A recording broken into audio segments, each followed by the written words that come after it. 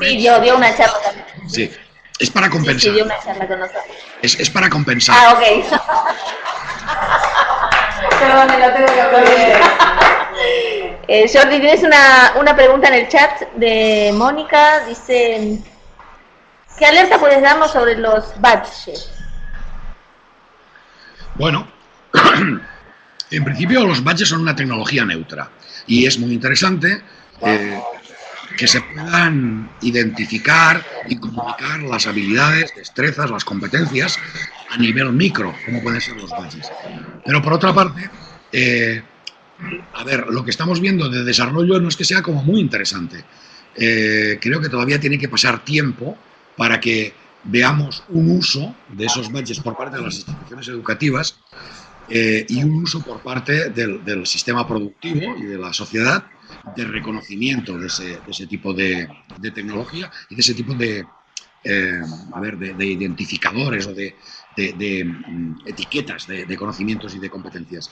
Por lo tanto, yo lo que diría es mantengan un ojo sobre los badges, aprendan cómo funciona la tecnología, explórenla, si en su institución parece que tiene sentido, hagan un piloto con ella. Nosotros estamos probando cosas. Y bueno, de los dos grandes campos de aplicación que les veo, uno a nivel institucional, otro más integrado en una manera de entender la gamificación y la enseñanza como juegos dentro de asignaturas, posiblemente en los próximos 2 años vamos a ver mucho más en la segunda. Y lo digo por un indicador, y es que Moodle es una plataforma muy utilizada de learning, ya permite utilizar badges, y por lo tanto vamos a ver muchos alumnos, sobre todo universitarios de 20 años, a los que los profesores les den etiquetitas por haber realizado actividades didácticas, ¿no? Y que van a utilizar eso como una especie de herramienta de motivación y de estimulación. Yo es que no soy un gran jugador, ¿eh? Los juegos de ordenador me aburren mucho. Y tengo algún amigo que es un gran jugador, que es muy crítico con la gamificación y las propuestas que ha visto de gamificación, ¿no?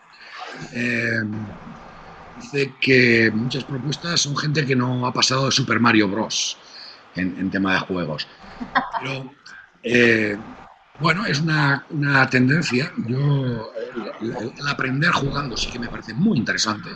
Y lo que podemos aprender de los juegos, aplicar la educación, me parece muy interesante. Pero también hay aplicaciones muy triviales. Por lo tanto, los badges, una tecnología interesante a vigilar, a observar y, a ser posible, a probar, a ver si funciona. Más porque lo siento mucho. No, está bien. Una pregunta de María en el chat también. ¿Qué nos puedes decir sobre Flipped Classroom? No sé si lo mencionaste en la charla, pero ahí aparece como una inquietud. A ver, la Flipped Classroom es muy interesante en la medida en que libera tiempo para hacer cosas interesantes, pero en sí mismo, grabarse uno mismo en vídeo, pasárselo a los alumnos, si se terminara ahí, no tiene el menor interés, o tiene muy poco interés. Sigue siendo instructivista, expositivo y muy limitado, ¿no? Pero la parte interesante de Flipped Classroom es dejar tiempo para hacer otro tipo de actividades más interesantes, como pues, trabajo en grupo, proyectos, etc. Y una de las cosas también buenas del Flipped Classroom es que se aconseja que los fragmentos de vídeo sean cortos, ¿no? Cosa que a muchos profesores nos resulta prácticamente imposible de hacer.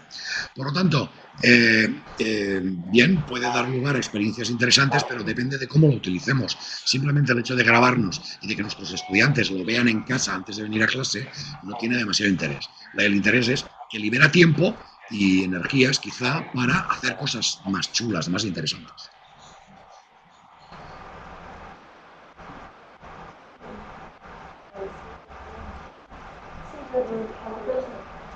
¿Se fijan en un detalle?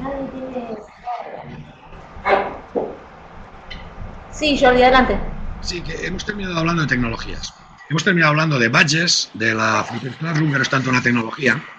Hemos hablado del modelo, bueno, el modelo TEPAC es pedagogía. Pero el poder, el atractivo que tiene la tecnología de la información y la comunicación es absolutamente brutal. Somos como polillas y la tecnología es como una lámpara. Acabamos indefectiblemente estrellándonos contra ella. Eso forma parte de esa fascinación contra la que de alguna manera tenemos que resistirnos. Es decir, tenemos que evitar que nos deslumbre. Y tenemos que ponernos unos buenos anteojos teóricos, hechos de buenas lecturas, de experiencias, de reflexión sobre nuestra propia práctica, de realismo didáctico, de alguna manera, de buen conocimiento de nuestro contexto, para ver cómo esas luces tan deslumbrantes pueden ayudarnos o no en nuestra práctica cotidiana, ¿no? En nuestra enseñanza y nuestros aprendizajes. Pero hemos terminado hablando mucho de tecnología. Y es que hay como una especie de ciclos. Ahora estamos en plena efervescencia de los MOOCs. Alguna gente dice que ya cayendo, ya están en lo que en la curva de Gartner es el abismo de la desilusión, ya han pasado la cresta esa de la ola, pero les aseguro que antes de unos meses habrá alguna otra tecnología. Yo creo que la próxima que nos deslumbrará será el Adaptive Learning, el aprendizaje adaptativo, como futuro de la enseñanza formal y, en el caso de los MOOCs, también. Y esa tecnología, vamos, lo va a invadir todas las esferas de reflexión, de blogs, de investigación, etc. Y yo voy a intentar aferrarme un poco al verdadero motivo por el que estamos aquí, que es para hacer un mundo mejor. Yo no sé si el objetivo de la educación es otro, es crear personas críticas, libres, que puedan desempeñarse como profesionales, como padres, como madres, como ciudadanos y llegar a ser felices, pero de manera comprometida y crítica. Y creo que en muchas ocasiones los tecnólogos educativos, y ahí en tono mea culpa, deslumbramos a los docentes con promesas, con las maravillas de la nueva tecnología, olvidando que el objetivo es el que he enunciado y que son herramientas muy poderosas y que no solo tenemos nosotros la llave de la tecnología, sino que nosotros participamos más o menos, en la medida que seamos conscientes, en una agenda que en muchas ocasiones está guiada por intereses económicos. Detrás de la educación, sobre todo la educación pública, hay muchos intereses comerciales que les encantaría poder entrar más en las escuelas y les encantaría poder hacerse con una parte de ese pastel. Y debemos ser muy críticos con eso y con maneras de entender la educación pues, con las que no estamos de acuerdo. Son las 8:34. Yo estoy a su disposición todo el tiempo que quieran. Aquí en la universidad, en España, son las 20:34 horas. No hay nadie absolutamente. Estamos muy tranquilos y estoy a su disposición para todas las preguntas que consideren. Pensábamos que estabas en la playa. Pensábamos que te habías ido a la playa, algo más divertido. No, les contaré una cosa. Estoy en la universidad y estoy prácticamente solo porque en agosto las universidades españolas, por primera vez posiblemente en toda su historia, cierran sus puertas. Y cierran sus puertas para ahorrar energía, para ahorrar electricidad. Así están las cosas aquí. Las cosas están muy mal, ya lo ven por la prensa, supongo, pero qué decirles a gente de Argentina, ¿no? Ustedes podían dar lecciones de crisis, de corralitos y de gobernantes, en fin, sin comentarios. Pero estoy absolutamente solo en la universidad, muy a gusto y muy tranquilo, sentado en mi despacho. Bueno, te estamos haciendo un poco de compañía. Una preguntita por acá. Machi, ¿podés? Hola, Machi. ¿Cómo estás? Muy bien. ¿Cómo estás? Bien. Bueno, estábamos siguiendo con mucha atención y me quedaba pensando mucho en las dos metáforas que decías. Bueno, la primera, estamos de acuerdo en la necesidad de alejarnos de ella. La segunda, propones revisarla en términos de cuánto puede haber de conservador ahí, pero me quedaba dando vuelta la importancia de el contacto de los docentes que estamos en las aulas con las comunidades de práctica de los profesionales que tienen como tarea cotidiana esa creación del conocimiento disciplinar, ¿no? Estamos de acuerdo en que solamente no se trata de decir cosas, claro, la tribu enseña lo que sabe y a veces queda poco lugar para la creación de los que están aprendiendo, ¿no?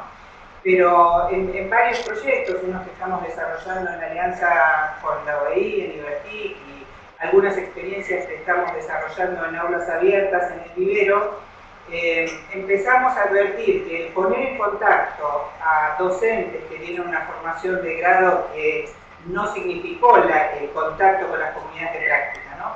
Ponerlos, mientras están en la práctica en aula, en contacto o generar oportunidades para contacto con las comunidades de práctica, por ejemplo, de artistas, estamos pensando en educación artística, o con científicos en las distintas áreas de las ciencias naturales, o con cientistas sociales, con los que trabajan en la construcción del conocimiento, estás generando unos encuentros interesantes, ¿no? Los está poniendo a los docentes en conocer y en comprender cómo los que generan conocimiento lo hacen, y al mismo tiempo cómo utilizan las nuevas tecnologías en eso, y no les están transmitiendo una receta, ¿no? Les están mostrando cómo lo hacen, y estamos viendo que entonces los docentes empiezan a comprender de otros modos qué pueden hacer con las tecnologías y con ese modo de enseñar, ¿no? No sé si te parece que estamos bien orientados por ahí, ¿no? Me parece sumamente interesante. Y me parece sumamente interesante porque lo que hacen es romper el círculo de de personas que piensan igual. Es decir, cuando nos reunimos un grupo de profesores universitarios, siempre terminamos haciendo lo mismo, que es despellejando a los alumnos, criticando a las autoridades educativas y quejándonos del mucho trabajo y del poco sueldo. Y eso ocurre con todos los profesionales. Cuando se juntan una serie de maestros y de maestras de enseñanza primaria, acaban hablando de sus temas. Y es muy interesante las comunidades de práctica, con insumos y con inputs de fuera. Pero no solamente con formatos convencionales, como puede ser una charla seguida de un coloquio, sino hacer cosas juntos. Quizá lo más interesante sea que los docentes vean cómo otros profesionales crean conocimiento, trabajan con materiales, proponen nuevas ideas, pero no que se lo cuenten como puede hacer un profesor universitario, puede hacer alguien que da una charla, sino que lo vean directamente participando. Esa observación participante me parece muy interesante. Y eso se puede hacer utilizando una mezcla de tecnología y de no tecnología, ¿no? De métodos más tradicionales, más físicos, más corpóreos, más de embodiment, y más naturales, más ecológicos, trabajando juntos en proyectos. Esa misma idea es la que nos anima a bastantes docentes que en España estamos formando futuros maestros y maestras, de utilizar las nuevas tecnologías para juntar maestros en ejercicio, profesionales que están en el aula, con nuestros estudiantes e intentar trabajar juntos en algunos temas. Pero es realmente complicado cómo las estructuras del sistema, cómo la institución educativa, la planificación, los tiempos, la evaluación, etcétera, pone dificultades a esas maneras nuevas de trabajar. Por lo tanto, me parece una experiencia muy interesante que deberían compartirla con el resto del mundo, supongo que sí que lo deben hacer, y que han, creo, superado algunas de las limitaciones de las comunidades de práctica de gente que muy parecida entre sí. Han conseguido llenar o atraer información, experiencias, sensaciones, sentimientos de gente de fuera. Y eso es muy interesante. Por eso también les invitaría a que les invitaría a que les pidan charlas a gente que no piense como ustedes. Es muy reconfortante que alguien que llega de lejos les diga lo mismo que ustedes piensan. Pero eso aporta poco realmente.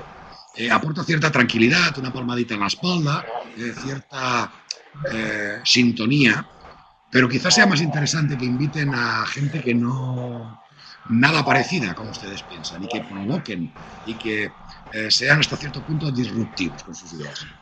Bachi, todo eso que me ha preguntado, ¿lo cuenta en algún sitio? ¿Está contado?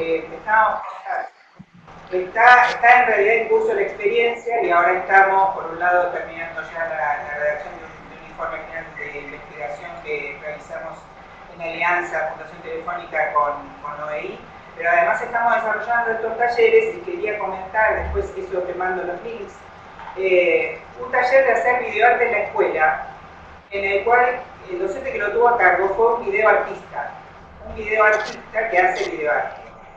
Lo interesantísimo de esa experiencia fue que los docentes estaban con mucha expectativa, pero suponiendo que lo más importante era la super tecnología que Gustavo Galupo utilizaba para hacer las maravillosas creaciones de videoarte que Gustavo hace.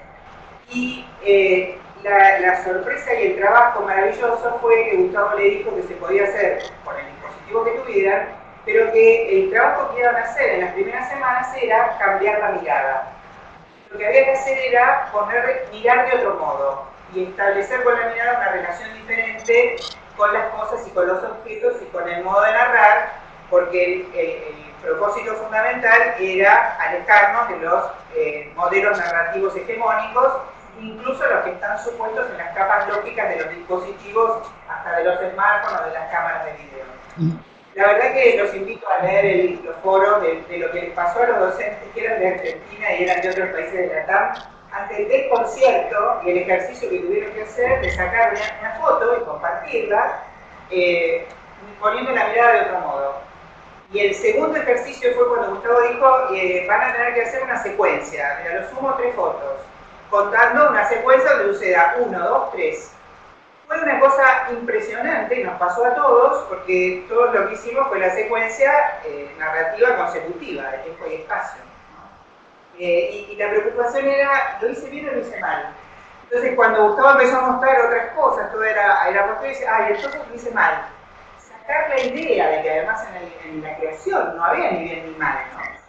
Así que bueno, en todas esas cosas estamos ahora escribiendo y ahora está por empezar el taller de animación, que también lo dan 2 diseñadoras de imagen y sonido. Así que bueno, vamos por esta línea y nos parece interesante compartirlo contigo, ¿no? Pues me interesará mucho leerlo cuando esté terminado, porque ese cambio de la mirada creo que es uno de los cambios en los que yo fracaso con mis estudiantes. Yo intento trabajarlo y que no suelo acertar demasiado.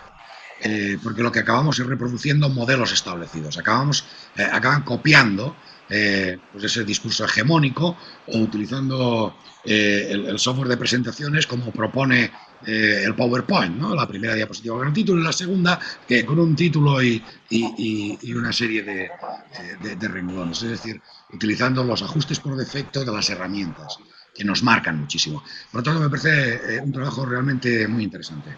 Muchas gracias por compartirlo. Y esto que dices es lo de hacer juntos, ¿no? Porque una cosa que me quedaba pensando en mucho lo que estabas diciendo, aquí los docentes no participan en estos talleres para tomar nota de lo que tendrían que hacer en la clase 1 del proyecto con sus alumnos, en la clase 2, en la clase 3. Participan ellos como adultos, creando videoarte, creando animación, y al final ellos son los que tienen que proponer el proyecto según el grupo de estudiantes y según su propia experiencia, ¿no? No les damos la receta de cómo se hace. Es muy interesante, será muy interesante ver cómo los docentes traducen esa experiencia que han tenido, que ha sido conceptual, pero también emocional, a sus aulas. Será apasionante. Gracias, Jordi, seguimos aprendiendo. Bueno, gracias Jordi, muchas gracias. Creo que nos queda la tarea pendiente. Después te iremos comentando en Twitter los resultados. ¿Todos se llevaron la tarea? ¿Se anotaron los videos? Muy bien. A ver qué nos sacamos. ¿Qué nos sacamos? Bueno, ahí hay en el chat tenés unas felicitaciones. Y voy a invitar a las personas que nos están acompañando acá a cerrar este rato de videoconferencia con otro fuerte aplauso para el señor.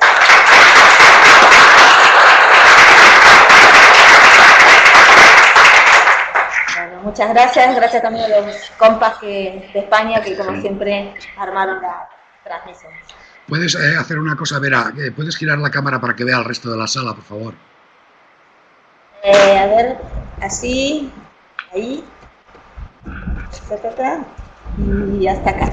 Ya los he visto a todos. Saludos a todos y seguimos, bueno, por Twitter soy fácil de localizar, es @jordi_a.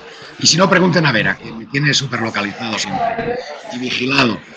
Seguimos en contacto, ha sido un placer y bueno, ya saben que si algún día pasan por acá por Castellón, pues un plato de arroz, pues en mi casa no les va a faltar. Un abrazo a todos y Hasta pronto. Muchas gracias. Gracias.